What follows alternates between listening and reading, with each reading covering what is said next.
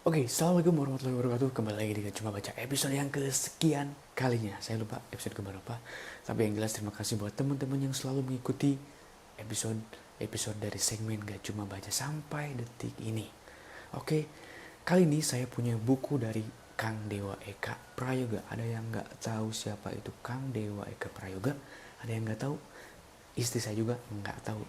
Istri saya tahu ketika saya beli salah satu bukunya. Kemudian dia kepo, searching di IG, searching di internet. Ternyata Kang Dewa satu alma mater dengan kita dan umurnya masih muda.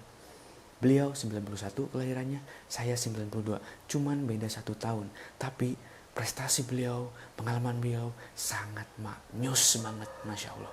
Udah malang melintang di dunia perbisnisan. Sudah jatuh bangun di kosewan, di goletak, di gedeblug, di serele, sampai akhirnya bangkit, sakit, kemudian bisa sukses dan bermanfaat sampai sekarang ini. Saya baca bukunya dan keren banget lah pokoknya mah. Oke, buku apa itu? Kita langsung aja bahas bukunya. Cus. Ya, kali ini saya punya buku dari Kang Dewa Eka Prayoga yang cukup, bukan yang cukup ya, yang memang selalu bestseller. Ketika launching produk langsung bestseller, launching produk langsung bestseller. Gak ngerti itu strategi marketingnya Kang Dewa memang maknyus banget. Oke, langsung aja judulnya adalah, oke ini dia, Reseller Gendeng. Ada teman-teman yang reseller di sini? Ada teman-teman yang reseller? Coba komen-komen di bawah ya. Pada poin yang pertama di buku ini dibahas, reseller, why not? Reseller, kenapa enggak sih gitu kan ya. So, jadi teman-teman, ketika teman-teman sekarang ada yang berprofesi sebagai reseller, maka itu adalah teman-teman sudah ada di jalur yang tepat, jalur yang mantap. Meskipun teman-teman kegiatan primernya atau penghasilan primernya dari pegawai negeri sipil ataupun pegawai swasta gitu kan ya, dan ingin memperoleh penghasilan tambahan dari reseller, maka teman-teman sudah berada di jalur yang tepat. Di buku ini teman-teman dikatakan sebagai orang yang pinter. Kenapa? Karena teman-teman sudah bisa mengambil peluang dengan modal yang relatif kecil, bahkan ada yang gratis. Kemudian teman-teman juga produknya udah ada, nggak usah menciptakan sendiri, jadi udah ada produknya. Memasarkannya juga udah ada marketing kitnya, plus dipandu oleh mentor kita. Kebanyakan kayak gitu ya, dikasih website dan tentunya minim risiko, fleksibel waktu. Lah pokoknya teman-teman sudah oke, sudah maknyus. Lalu kenapa sih nggak langsung business owner aja? Dikatakan dalam buku ini, hey teman-teman, business owner itu maknyus, teman-teman lebih punya kebenaran, tapi tidak semudah itu. Maka sebagai jalan pertama ketika teman-teman ingin menjadi seorang business owner, ya jadi reseller dulu, biar tahu dulu gimana lika-liku gitu kan ya mentor kita sebagai business owner itu gitu kan ya. Nah itu dia di poin yang pertama dibahas seperti itu. Oke, kelar, jelas. Oke, kita langsung aja ke poin yang kedua. Yang poin yang kedua adalah mindset sebelum jualan. Oke teman-teman, mindset itu di dalam buku itu sangat di highlight banget ya. Jadi mindset itu adalah di atas skill kalau di sini tuh ya. Skill oke, tapi mindsetnya kurang oke, maka itu kurang afdol. Jadi mindset yang pertama tentunya. So mindset yang dibahas di buku inilah mindset sebelum jualan. Apakah teman-teman jualan itu cuman ngejar cuan doang, cuman ngejar fulus doang, cuman ngejar harta doang? Apakah itu sudah benar? Dalam buku ini dikatakan bahwa dalam pandangan Kang Dewa Eka Prayoga itu kan ya, bisnis itu adalah wasilah, atau dalam bahasa Indonesianya jalan. Bisnis itu adalah wasilah, dagang itu adalah wasilah, dan tujuannya adalah lillah. Sama, bisnis itu adalah ibadah juga dalam buku ini. Maka so, kalau teman-teman cuman yang di otak, yang di uteknya cuman cuan doang, hati-hati. Dalam buku ini dijelaskan bahwa tujuan itu memang kita butuhkan, tapi yang pertama itu adalah sebagai jalan agar diridhoi oleh Tuhan kita. Bisnis itu wasilah, tujuannya lillah. Manyus kan? Manyus. Lanjut ke poin yang ketiga. Di sini jelaskan banyak banget jurus-jurus penjualan, jurus-jurus supaya reseller Anda itu gendeng. Apa yang maksud dengan reseller gendeng itu? Gendeng jualannya, gendeng omsetnya. Nih lihat nih. Gendeng jualannya, gendeng omsetnya. Ya kan?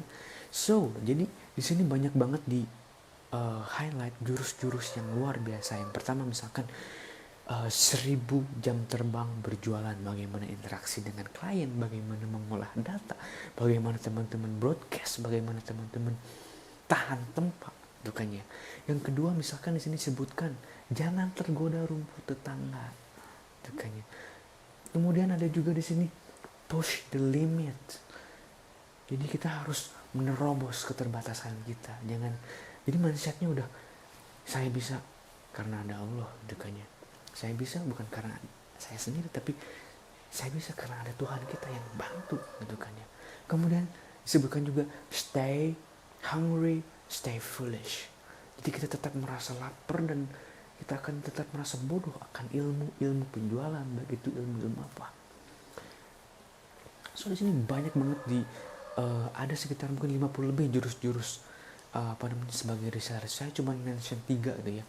Push the limit, 10.000 jam terbang, dan stay hungry, stay foolish. Kemudian ada juga sih beberapa lagi jurus jempolan reseller gendeng. Misalkan di sini ada, ada ini misalkan dream big, start small.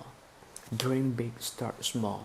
Jadi untuk memulai sesuatu yang baru itu memang dibutuhkan impian yang besar. Misalkan target teman-teman hariannya apa, bulanannya apa, mingguannya apa, itu kan tahunannya apa, itu kan ada mimpi di situ. Tapi start small, jadi kita dimulai dengan hal-hal yang kecil aja ya. Salah satunya dengan reseller ini. Teman-teman punya produk apa, orang lain yang udah laku, teman-teman menjadi reseller dengan modal yang minim, udah ajar dulu. Karena kata Bob Sodino juga di mention ketika beliau diwawancarai di salah satu program TV, bisnis apa yang sangat ideal bagi kita? Jawabannya adalah bisnis yang dimulai. Wadaw, bisnis yang dimulai. Oke, jadi kita lihat peluang, mulai. Lihat peluang seperti saya dong. Meskipun jualan saya belum fantastis, belum fantastis, tapi saya sudah bisa melihat peluang untuk orang-orang yang ingin hidup lebih sehat. Saya jual produk herbal, kurma, dan lain-lain. Seperti itu. Beli dong. Follow IG kita ya. Oke, di poin yang keempat kita akan lanjut lagi nih. Poin yang keempat adalah closing gila-gilaan. Oke, gimana caranya teman-teman agar jualan teman-teman sebagai reseller closing gila-gilaan, tiap hari closing. Itu kan ya. Di sini disebutkan juga, ini di halaman berapanya? 775, kunci closing gila-gilaan. Oke, langsung aja lah. Yang saya ingat di buku ini adalah pahami atau product knowledge. Jadi teman-teman, kalau lo mau jual kurma ya lo makan dulu kurmanya ya. Itu bukan sueb ya. Yang kalau lo mau jual produk kurma, produk kurma ya lo makan dulu dong kurmanya. Enak enggak? Sehat enggak? Terus di kurma itu ada kandungan apa? Kenapa kamu harus jual? Di sini sangat di-highlight banget dengan product knowledge teman-teman. Jadi pahami betul apa yang mau kita jual. Misalkan saya jual produk kurma, jual produk madu, ya saya makan dulu, minum dulu lah si madunya, makan dulu si kurmanya. Yang pertama, kurmanya enak enggak, kualitasnya bagus enggak, madunya dipanaskan atau enggak, pakai bahan pengawet atau enggak, atau langsung dari petani masuk ke dalam kemasan lalu kita minum, gitu kan. Jadi pahami betul produk yang akan kita jual. Jangan asal-asalan posting kita pakai enggak produknya tuh, gitu kan ya. Kalau saya pakai kurma setiap hari stok, karena tahu dengan kurma udah nantilah jadi jualan lagi. Madu udah itu juga. Jadi pahami produk yang akan kita jual. Yang selanjutnya adalah pahami kelemahan dan kelebihan diri kita. Kita punya skill yang lebihnya itu di bidang apa sih? Maka mungkin apakah itu komunikasi atau apa, maka itu bisa menjadi titik kekuatan kita untuk menjual produk kita, baik itu di segi copywritingnya atau teknik closingnya dan lain-lain. Yang jelas sih produk knowledge ya yang harus kita pahami, betul-betul kita pahami. Oke, kelar, lanjut. Oke teman-teman, kita lanjut poin yang kelima ya. Ini sih yang berat nih, tips menahan godaan.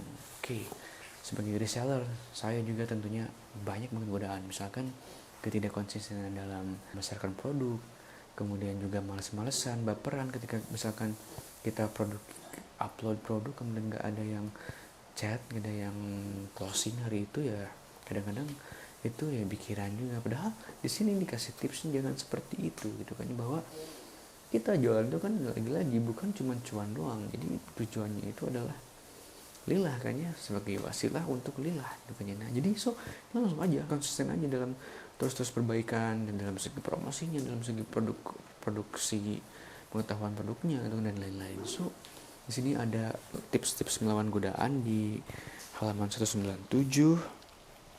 Misalkan jaga gampang mengeluh, malas belajar, gampang baper, itu harus dihindarin. Kemudian juga jauhi riba katanya. Wah, ini keren banget nih.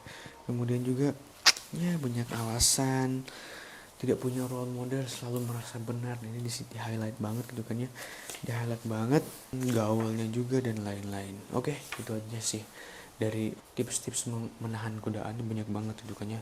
Kan juga direkomendasikan di sini untuk selalu baca buku, punya pengetahuan baru dan lain-lain, selalu bersyukur aja, di sharing. Wah, banyak banget. So jadi kita akan langsung ke poin yang terakhir, yaitu poin tentang hal yang tidak boleh dilupakan. Aduh, ini anak sudah bangun ya.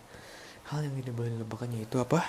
Kita buka halaman 221, yaitu Tuhan kita, Allah ya. Ini adalah Allah, tidak boleh terlupakan. Maka di sini dipaparkan kita harus selalu menjaga silaturahmi, temui orang-orang baru setiap minggunya, dapatkan ilmu-ilmu baru. Kemudian kita juga di sini agar selalu bersyukur. Kemudian juga harus menjaga baik dengan customer kita, gitu kan ya. Kejar ruhiyah, dapat rupiah, gitu kan. Minta wejangan dari mentor, diniatkan berdakwah, niatkan lurus, gitu kan ya. Kemudian juga ya pakailah matematika langit, gitu kan ya. Dan juga karena matematika langit itu, matematika Allah itu sulit untuk kita hitung dengan logika kita. Dan yang terakhir adalah percaya diri, percaya dia. Itu dia. Terima kasih selalu menonton, gak cuma baca. Dan jangan lewatkan episode-episode selanjutnya yang akan selalu menarik, insya Allah ya. Jangan lupa apa ya, udah tahu kan. Itu aja di saya, dan see you, dan sampai bertemu lagi di episode-episode selanjutnya. Oke, stay foolish, stay hungry, stay foolish. Mantap kan buku ini? Baca buku ini. Kalau enggak pinjam ya beli. Oke, itu aja ya. Assalamualaikum warahmatullahi wabarakatuh.